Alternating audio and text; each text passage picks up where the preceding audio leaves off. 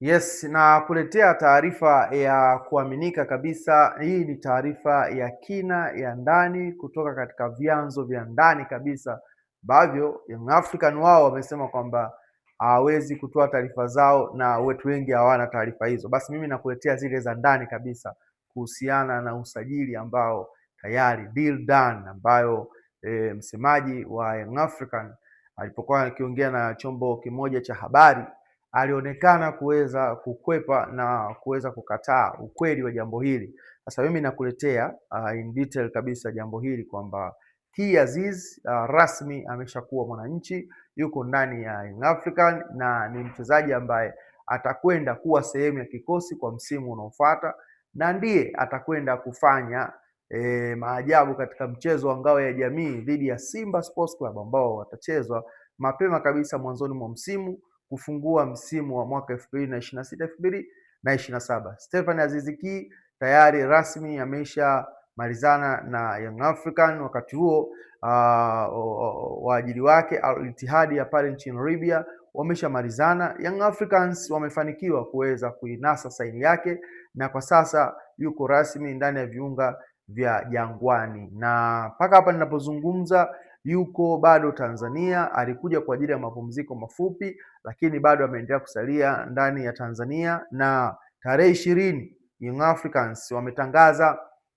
kuanza kambi rasmi ya kuelekea katika msimu unaofuata, na location ambayo wameitoa ni pale pale Avic Town, na wamesema kabisa, wametoa angalizo kwamba wakianza kambi yao rasmi tarehe 20 mwezi huu wa 7 watafunga milango, aliyeko ndani na asiweze kutoka nje, aliyeko nje kama usiki usiweze kuingia ndani. Lakini sisi tumezinyaka za mapema kabisa kwamba Ki Aziz amemalizana na waajiri wake wa zamani Young Africans, na pia waajiri wake wa sasa Al Ittihad wamekubali yaishe na kuweza kumwachia mchezaji huyu kwa fedha nono kabisa, ambayo vyanzo vyetu havijakuwa tayari kuweka bayana kwamba Young Africans wamevunja mkataba kwa kitita cha kiasi gani kwa mchezaji huyu Ki Aziz ambaye amewahi kucheza ndani Young Africans. Watu watamkumbuka zaidi Stephen Aziz Ki akiwa ndani ya viunga vya Young Africans msimu wa mwaka 2023 2024 aliweza kuibuka kuwa mfungaji bora wa NBC Premier League akiwa mbele ya Faisal Salum Feitoto, lakini baadaye pia aliweza kuwa MVP wa ligi katika wakati mmoja, akiwa mfungaji bora wa ligi lakini pia akiwa mchezaji bora wa ligi MVP Stephen Aziz Ki. Lakini pia itakumbukwa kwamba ndiye mchezaji ambaye amewahi kufunga magoli mengi katika dabi ya Mzizima dhidi ya Azam FC, alifunga goli 3. Kama utakumbuka mchezo huo Young Africans anashinda kwa goli 3-2. Utaona kabisa kwamba ni kwa namna gani amekuwa mchezaji ambaye wa kutumainiwa ndani ya viunga vya Young Africans. Lakini pia Ki Aziz amewahi pia kufunga katika dabi ya Kariakoo magoli 5-1 aliyofungwa Young Africans dhidi ya Simba Sports Club. Ki Aziz pia aliweza kuhusika katika kufunga magoli hayo na amefunga zaidi ya mara moja. Utakumbuka kwa mara ya kwanza anamfunga Aishi Salum Manula, ilikuwa ni mpigo ambao walikuwa ni mpira wa kutenga, aliweza kupiga free kick ikaenda moja kwa moja na kuweza ku level scoreboard, wanatoka 1-1 katika mchezo ule, goli lilikuwa limerudishwa na Stephen Aziz Ki. Lakini pia mchezo mwingine itakumbukwa kwamba Hussein Kazi aliwahi kumkwatua Ki Aziz katika eneo la box na kuweza kupata penalty na hatimaye Young Africans kuweza kufunga goli kupitia kwa Ki Aziz. Kwa hiyo ni mchezaji ambaye anakuja mara nyingine tena Young Africans. Simba wakiwa wanakumbuka kwamba wamewahi kuadhibiwa na mchezaji huyo, lakini pia Azam wakiwa wanakumbuka kwamba wamewahi kuadhibiwa na mchezaji huyo. Na kwa nini tunahitaji Simba, kwa nini tunahitaji Azam? Kwa sababu hawa ndio ambao wamekuwa washindani wa karibu zaidi na Young African ukilinganisha na watu wengine. Kwa hiyo Ki Aziz ujio wake utakwenda kuongeza kitu kikubwa sana ndani ya viunga vya Young Africans, kwa sababu kila mmoja anatambua uwezo aliokuwa nao, lakini pia anatambua familiarity iliyopo kati ya Ki Aziz pamoja na fans wa Young Africans. Na ukiangalia pia eneo lingine, Ki Aziz amekuwa akiyafurahia zaidi maisha ya Tanzania kwa sababu mbali ya kuja tu kucheza mpira, lakini pia amekuwa ni mchezaji ambaye ameweza kutengeneza maisha yake akiwa hapa hapa Tanzania kwa kuweza kupata mke na hatimaye Hamisa Mobeto dada yetu huyu aliweza kufanyika kuwa mke wake, na mpaka hivi sasa anapokuja Tanzania anakuja kama sehemu ambayo yeye yuko nyumbani kwao. Kwa hiyo hajakuwa kama mchezaji wa kigeni kama vile wachezaji wengine wa kigeni ambao walivyo. Lakini pia ukiangalia maisha ambayo atakuta ndani ya Young Africans, atakutana na Aaron Okello Starboy, ambaye huyu kwa sasa ndiye ambaye alikuwa akiimbwa sana ndani ya viunga vya Young Africans. Watu wanajiuliza Aaron Okello ataweza kupata namba dhidi ya Kia Azizi au itakuwa ndo mwisho wa kinda huyu kuweza kusurvive ndani ya viunga vya Young Africans? Jibu la uhakika kabisa ni kwamba Aaron Okello Starboy na Kia Azizi kuwa kwenye timu moja ni moja ya kichocheo kikubwa sana, lakini pia itaenda kuleta reflection ya kueleweka ndani ya kikosi cha Young Africans kwa ujio wa kocha mpya wa Young Africans ambaye huyu ameonekana kabisa kwamba ni kocha ambaye anapenda mpira wa kasi, anapenda mpira wa nidhamu, lakini pia ni kocha muumini zaidi wa mipira ya kuweza kupossess kwa kiwango kikubwa, kwamba tupige pasi nyingi, tuwe na speed, tuweze kufika kwa mpinzani, lakini pia ni kocha ambaye anapenda sana kuzalisha mchezaji ambaye yupo katika kiwango cha kawaida kuonekana kuwa katika thamani kubwa. Kwa hiyo pia ni mchezaji ambaye anaweza kulinda kipaji toka akiwa kinda zaidi na kuweza kukua zaidi. Kwa hiyo anapokuwa na Aaron Okello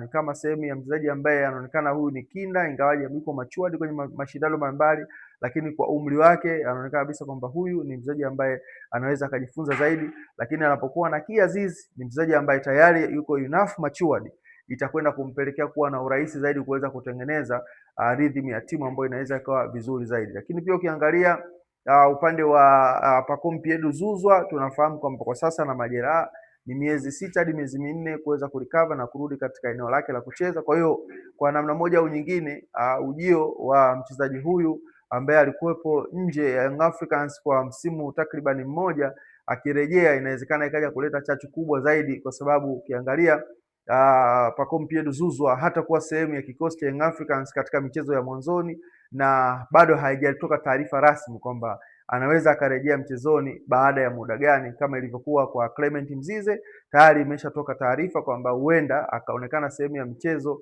wa kiushindani ndani ya Young Africans ifikapo mwezi Novemba mwaka huu. Lakini pia ukimwangalia pia Dickson Job, kadhalika pia taarifa yake kuanzia mwezi Novemba mwaka huu inawezekana kaa sehemu ya mchezaji ambaye anaweza akatoa kitu katika kiwanja. Lakini upande wa Pacome Pierre Zouzoua, taarifa bado haijatoka vyema kwamba ni lini anawezekana karudi katika soka la kiushindani na kuweza kutoa mchango kwa Young Africans. Kwa hiyo kwa klabu kama ya Yanga ambao ni klabu ipo na changamoto kubwa, ipo na pressure kubwa kutoka kwa mashabiki, lakini pia kutoka pia kwa timu pinzani za ndani na nje ya Tanzania. Kwa hiyo lazima uweze kupata watu ambao wanaweza kaipambania timu kwa kiwango kikubwa zaidi. Kwa Kia Azizi ashazoea mazingira ya Tanzania, ashaizoea Young Africans, lakini pia tayari wanayanga wanampenda zaidi Kia Azizi. Kwa hiyo anakuja kwenye timu ambayo tayari atakuwa comfortable vya kutosha zaidi, ukilinganisha na Al Ittihad ambayo ipo kule nchini Libya. Hali ya kidiplomasia ya nchini Libya haiko vizuri sana kama ukilinganisha na Tanzania, na kuna baadhi ya michezo ilikuwa inaonekana mabomu ikiwa nasikika uwanjani, wachezaji wakiwa na taharuki kubwa. Kwa hiyo siamini kwamba angeweza kuwa radhi kuendelea kuishi kwenye mazingira kama hayo. Lazima aweze kutafuta nchi ambayo inaweza kumfanya akawa yuko comfortable na akawa na furaha, na nchi pekee ambayo imeweza ni Tanzania. Na ukiangalia klabu ambayo iliweza kumpeleka vizuri zaidi ni Young Africans, na ndio klabu ambayo ilimsaidia hata yeye kupata nafasi katika taifa la Burkina Faso kwenye timu ya taifa. Kwa hiyo moja kwa moja alipoondoka ndani ya Young Africans, hata ile nafasi yake ya kucheza mara kwa mara kwenye kikosi cha Burkina Faso imeweza kushuka kwa namna moja au nyingine. Kwa sababu gani? Kwa sababu Young Africans iliweza kumpa mileage ya kutosha zaidi. Kwa sasa hivi amechagua kuweza kurudi ndani ya Young Africans ambapo ni uwanja wake wa nyumbani, akiwa anahitaji kuweza kuonyesha kitu kikubwa zaidi. Kwa yote katika yote, tunaamini kwamba Kia Azizi atakuwa ni sehemu ambayo Young Africans wanaweza kwenda kumfurahia zaidi ukilinganisha na maeneo mengine ambayo angeweza kwenda Kia Azizi.